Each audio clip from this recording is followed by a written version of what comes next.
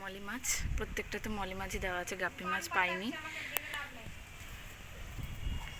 পদ্ম গাছে যাতে মশা লার্ভা যাতে না হয় সেই জন্য মলি মাছ এনেছি। ছোট ছোট বাচ্চাও এনেছি দুটো। এখানে 4টা রয়েছে, এখানেও 4টা দিয়েছি। এবার দেখান, এই যে এত জোরে দৌড়াচ্ছে এরা, সামনে আসবেন। আর এগুলো কি সুন্দর ঘুরছে, আর এটা পাতার নিচে থাকছে সবসময়। তো এইটুকুই আপডেট পদ্ম গাছের জন্য।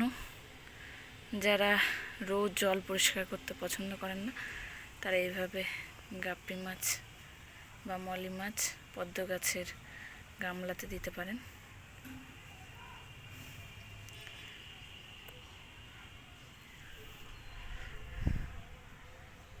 তো আজকে এখানেই আপডেট। আর এই যে ওদের থাকার জন্য একটা হাঁড়িও দিয়েছি।